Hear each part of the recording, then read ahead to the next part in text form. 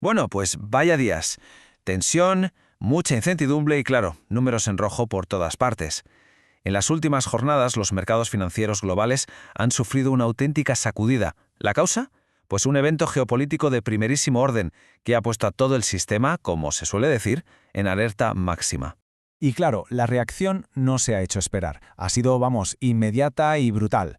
Los inversores están huyendo de todo lo que suene a riesgo, provocando caídas en las bolsas de medio mundo, mientras que el precio del petróleo, que al final es el motor de la economía global, se ha disparado por las nubes. Vale, vamos a meternos de lleno a analizar qué ha pasado y sobre todo qué puede pasar. Así es como lo vamos a ver. Primero vamos a ir al origen de todo, a la crisis en Irán. Después analizaremos la reacción inmediata de los mercados a nivel global. Nos vamos a detener en el impacto clave, el del petróleo, que es fundamental. Luego vamos a aterrizar todos estos efectos en un caso concreto, la economía de Chile, para ver cómo se nota esto en la práctica. Y ya para terminar, miraremos hacia adelante para intentar entender los posibles escenarios. Pues sí, todo arranca aquí, en Oriente Medio. El estallido de un conflicto militar en Irán ha sido como tirar una piedra en un estanque. Ha generado una onda expansiva que ha llegado a todos los rincones y ha puesto una tensión tremenda en los mercados globales. A ver, es que todo ha pasado a una velocidad de vértigo. Primero, un conflicto militar. Después, el cierre, en la práctica, del estrecho de Hormuz, que es un punto vital para el comercio de energía mundial. Y por si fuera poco, un ataque directo a una de las infraestructuras de petróleo más importantes de Arabia Saudí. La reacción en cadena es lógica e inmediata. El riesgo es tan alto que las aseguradoras dicen hasta aquí hemos llegado y se retiran, paralizando el transporte por mar.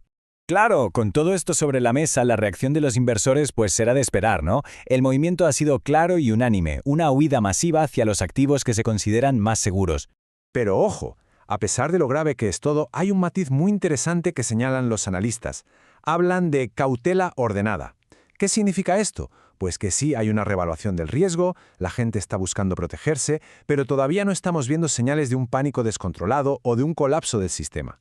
O sea, los inversores reaccionan, pero no es un sálvese quien pueda.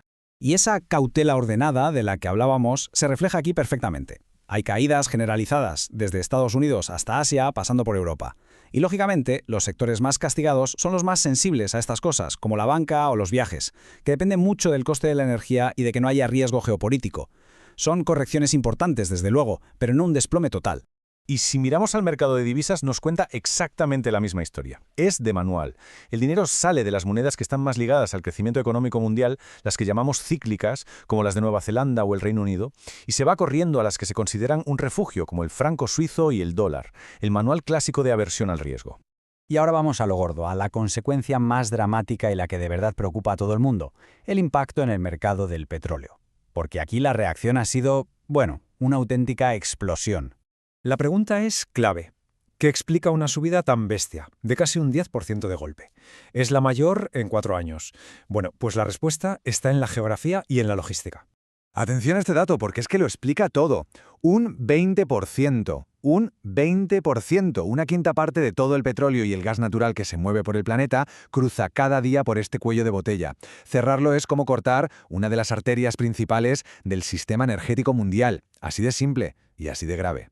El impacto en el precio ha sido inmediato, claro, ha saltado a unos $80 por barril. Y lo más importante es que los grandes bancos de inversión, como Morgan Stanley, ya están rehaciendo todos sus números y revisando drásticamente sus previsiones al alza. El mercado, en definitiva, ya está asumiendo que esta interrupción del suministro no va a ser cosa de 2 días. Y aquí está la gran advertencia, el gran y sí.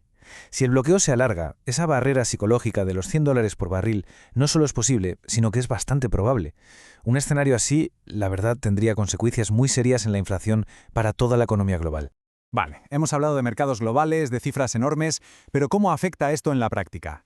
Para entender cómo estas grandes sacudidas se traducen en impactos reales, vamos a aterrizarlo, a ponerle un caso práctico. Chile, una economía muy abierta y por tanto muy expuesta a estos vaivenes.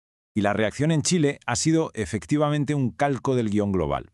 Su moneda, el peso, se fue a su nivel más bajo en semanas y la bolsa local, el IPSA, tuvo su mayor caída en un mes. Es la prueba tangible de cómo esa aversión al riesgo global golpea directamente a los mercados emergentes.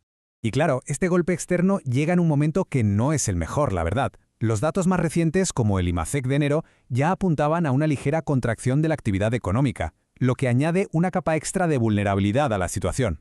Pero ojo, porque no todos son malas noticias, y aquí entra una visión de contrapunto muy interesante. Según el vicepresidente del Banco Central de Chile, justo antes de esta crisis, el sentimiento económico en el país estaba mejorando bastante, con un impulso sólido al terminar el año 2025. Y no es solo una opinión, ¿eh? Hay datos que respaldan ese optimismo. La fuga de capitales se había frenado y las proyecciones de crecimiento para este año eran bastante sólidas. Esto sugiere que, a pesar del golpe actual, la economía chilena tiene una base más resistente de lo que podría parecer a simple vista. Vale, volvemos a levantar la vista para abordar la pregunta del millón. ¿Qué pasa ahora? La clave no está solo en el conflicto militar en sí, sino en la enorme incertidumbre política que lo rodea todo. La sucesión en el liderazgo de Irán. Es que la muerte del líder supremo, Ali Khamenei, ha abierto una auténtica caja de Pandora. La transición de poder en un régimen como el iraní es un proceso súper opaco y de altísimo riesgo que va a ser el principal motor de la volatilidad durante los próximos meses. Entonces, ¿qué puede pasar? Pues los expertos barajan, a grandes rasgos, 3 caminos. El primero, que llegue un sucesor de línea dura. Este sería el peor escenario para los mercados. El segundo, una salida más moderada, que podría calmar las aguas y permitir una recuperación. Y el tercero, quizá el más desestabilizador, sería una lucha interna por el poder que generaría una incertidumbre total y absoluta. Y con esta pregunta terminamos. El futuro de los precios de la energía, de la inflación global y de la estabilidad financiera depende, y mucho, de la respuesta. El mundo, desde luego, contiene la respiración, a la espera de ver cómo se escribe el próximo y decisivo capítulo de la historia de Irán.